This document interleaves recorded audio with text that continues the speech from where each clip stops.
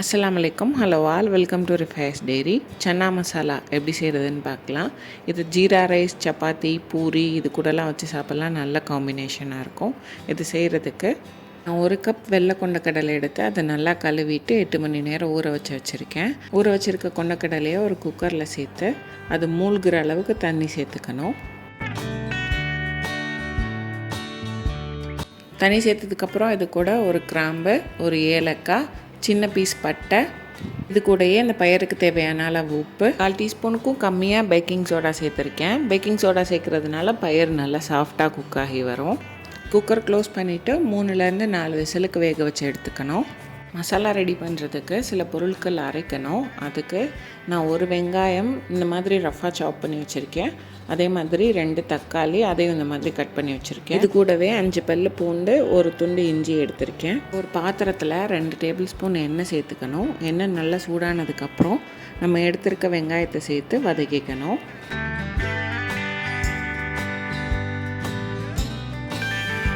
வெங்காயம் கலர் மாதிரி ரொம்ப வதங்கணும்னு இல்லை, இந்த மாதிரி லைட்டாக வதங்கினாலே போதும். இப்போ இது கூட எடுத்து வச்சுருக்க பூண்டையும் இஞ்சியையும் சேர்த்து அதையும் நல்லா வதக்கிக்கணும். பூண்டும் இஞ்சியும் வதங்கினதுக்கப்புறம் இது கூட எடுத்து வச்சுருக்க தக்காளி சேர்த்துக்கலாம். தக்காளி இப்போது லைட்டாக வதங்கினா போதும், ஏன்னா மசாலா எல்லாம் சேர்த்துட்டு இன்னும் நல்லா வதக்கணும்.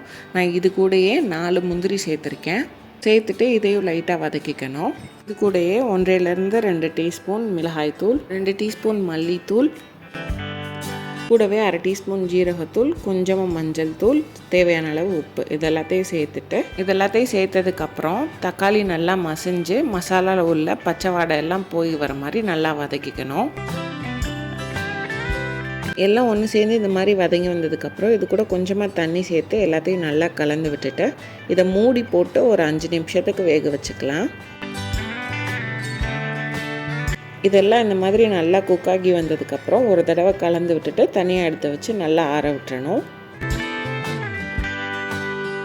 இப்போது வேக வச்சுருந்த பயிர் எடுத்து பார்த்தோன்னா இந்த மாதிரி கையில் வச்சு அமுக்கணுன்னா நல்லா சாஃப்டாக அமுங்கி வர அளவுக்கு வந்திருந்தால் போதும். இதில் இருக்க தண்ணியை கீழே ஊற்றிடாமல் அப்படியே எடுத்து வச்சுக்கணும். எடுத்து வச்சுருந்த மசாலா நல்லா ஆறினதுக்கப்புறம் மிக்சர் ஜாரில் அதை சேர்த்து நல்லா இந்த மாதிரி பேஸ்ட்டாக அரைச்சி எடுத்துக்கணும். இப்போது மறுபடியும் அடுப்பில் ஒரு கடாய் வச்சு அதில் 2 டேபிள் ஸ்பூன் எண்ணெய் சேர்த்துக்கணும். எண்ணெய் நல்லா சூடாகி வந்ததுக்கப்புறம் இது கூட 3 கிராம்பு, 3 ஏலக்காய், 2 இன்ச் சைஸில் ஒரு பீஸ் பட்டை, ஒரு பே லீஃப் இதெல்லாத்தையும் சேர்த்து இதோட ஃப்ளேவரெல்லாம் எண்ணெயில் இறங்கி வர மாதிரி நல்லா வதக்கிக்கணும். கூடயே 1/2 டீஸ்பூன் ஜீரகம் சேர்த்துருக்கேன். சேர்த்து ஜீரகம் நல்லா பொரிஞ்சு வர வரைக்கும் வதக்கிக்கணும். இப்போது அரைச்சி வச்சுருக்க பேஸ்ட் எல்லாத்தையும் இந்த எண்ணெயிலேயே சேர்த்துக்கணும்.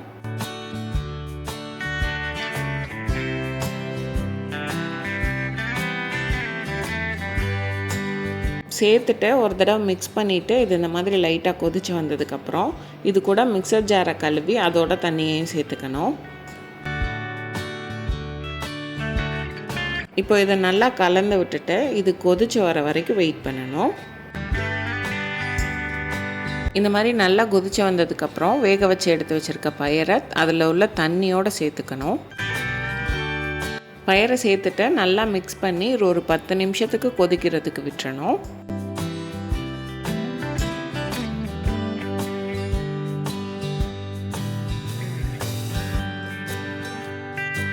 இந்த மாதிரி கொதிச்சு வந்ததுக்கப்புறம் ஒரு கரண்டியில் பயிர் எடுத்து இன்னொரு கரண்டி வச்சு இந்த மாதிரி நல்லா மசிச்சு சேர்த்துக்கலாம். இந்த மாதிரி பயிரை எடுத்து மசிச்சு சேர்க்காம நீங்கள் மசாலா அரைக்கும் போதே வேக வச்சுருக்க பயிர்லேருந்து கொஞ்சமாக எடுத்து மசாலா கூட சேர்ந்து அரைச்சும் இதில் சேர்த்துக்கலாம். இப்போ இது எல்லாத்தையும் நல்லா கலந்து விட்டுட்டு இது லைட்டாக கொதி வந்ததுக்கப்புறம் இது கூட ஒரு 1/2 லெமனோட ஜூஸ் சேர்த்துக்கிறேன். கொஞ்சமாக கொத்தமல்லி கட் பண்ணி வச்சுருக்கேன், நான் அதையும் சேர்த்துக்கிறேன். நீங்கள் கொத்தமல்லிக்கு பதிலாக மேத்தி லீவ்ஸும் சேர்த்துக்கலாம். எனக்கு அதோட ஃப்ளேவர் பிடிக்காது, அதனால் நான் கொத்தமல்லி சேர்த்துக்கிட்டேன். கொஞ்சமாக இஞ்சி இந்த மாதிரி கட் பண்ணி வச்சுருக்கேன், அதையும் சேர்த்துக்கிட்டேன். ஒரு பச்சை மிளகா அதை இந்த மாதிரி கட் பண்ணி அதையும் சேர்த்துட்டு இதெல்லாத்தையும் நல்லா கலந்து விட்டுட்டு லைட்டாக கொதி வந்ததுக்கப்புறம் எடுத்து சர்வ் பண்ணோன்னா சன்னா மசாலா ரெடி. இது ஜீரா ரைஸ் கூட சேர்ந்து சாப்பிட்றத விட சப்பாத்தி, பூரிக்கு தான் ரொம்ப நல்லாயிருக்கும். கண்டிப்பாக ட்ரை பண்ணி பாருங்கள். ரெசிபி ட்ரை பண்ணிவிட்டு எப்படி இருந்ததுன்னு கமெண்ட்ஸில் சொல்லுங்கள். வீடியோ பிடிச்சிருந்தா ரிஃபைஸ் டெய்ரியை லைக் பண்ணுங்கள், சப்ஸ்கிரைப் பண்ணுங்கள், ஷேர் பண்ணுங்கள்.